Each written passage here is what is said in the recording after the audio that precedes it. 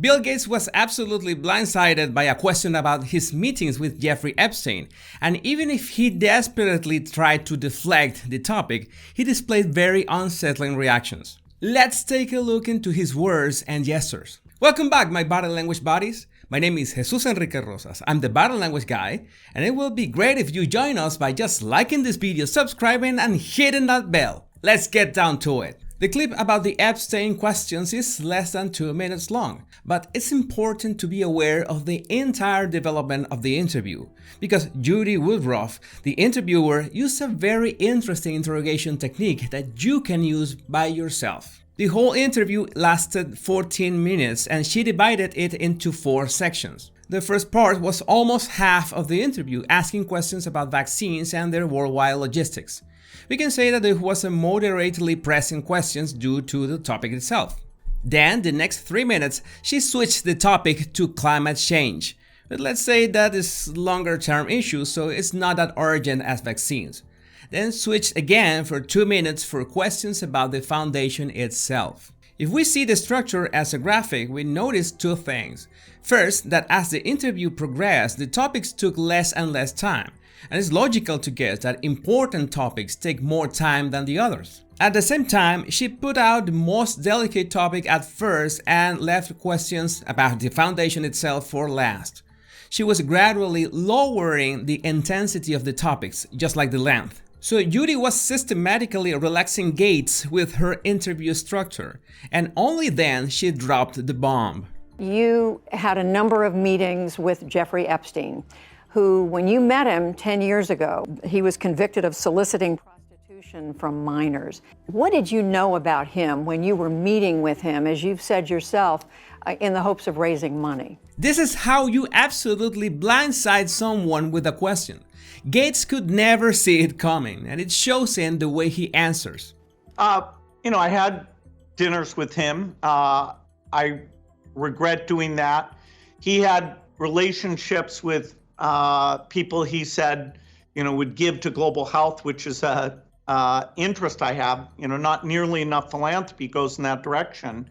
It was easy to spot all the signals of nervousness. He shifts his weight while sitting, he fiddles with his fingers, and when he answered that yes, he had dinners with him, he looks to his right.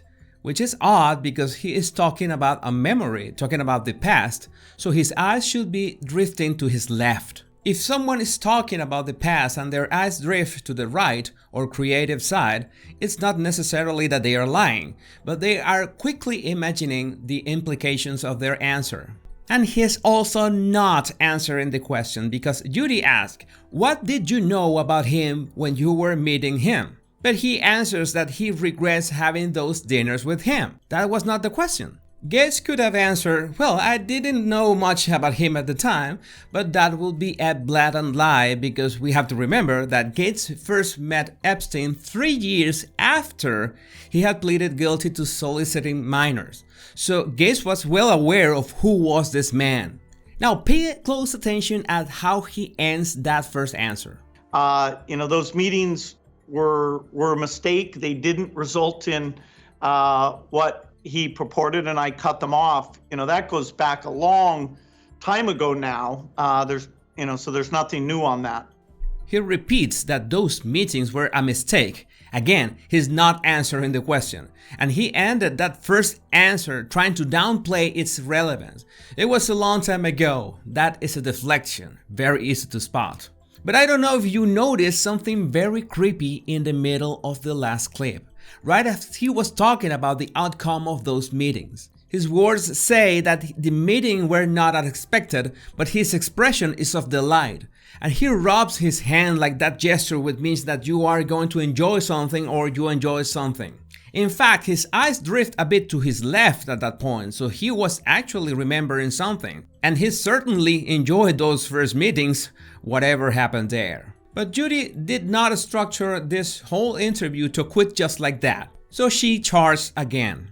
It was reported that you continued to meet with him over several years, and that, in other words, a number of meetings. What did you do when you found out about his background?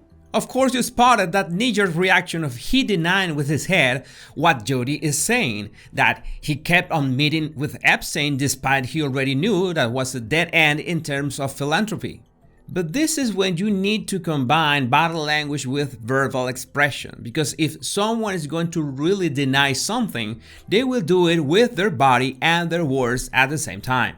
Let's see if he really denies it with his words. Well, I've said I regretted having those dinners, and there's absolutely nothing new on that. I don't understand how Gates couldn't just answer the question.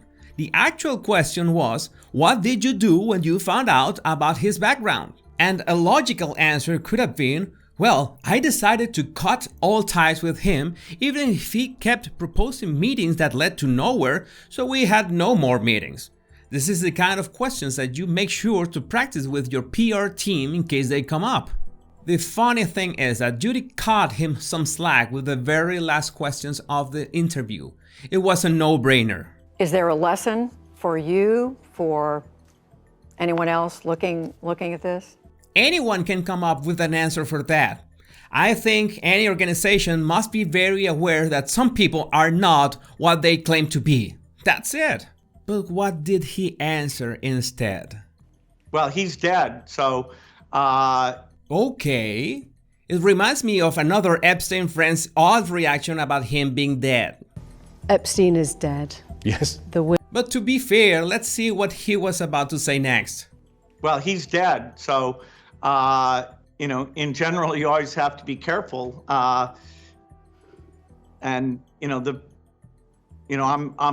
No, forget it. That was a real mess.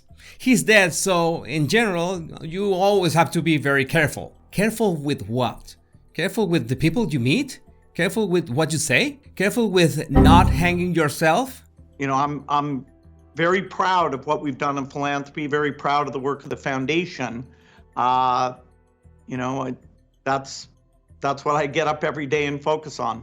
Again, it has absolutely nothing to do with what's being asked, and he's taking more and more time to organize his own thoughts, even if the questions are getting easier. I'm sure that Judy did not mean to kick at that horse, but she couldn't expect that Gates' answers were going to be so vague and at the same time with such nervous body language. What you should take from this clip is the way she structured the whole interview to make Gates relax and then drop the bomb. You can apply this for any kind of conversation when you have to make a question that you know it could upset the other person. You begin talking and asking about related topics and slowly progress to the point when the person thinks that the conversation is about to end. And then you just drop the question and watch their reaction. You do this because if the person shows defensiveness or is nervous, there's going to be too much body language noise and you could misinterpret their reaction. Making the person relax is like waiting for the water surface to settle, so it's easier to spot the tiniest movements and reactions. I hope you apply it on your next conversation. I've got more videos that you can check now to keep improving your skills reading human behavior to detect hidden intentions. And to refine your observation skills, don't forget to download my 100 body language tips in the description. Take care, my body language buddies.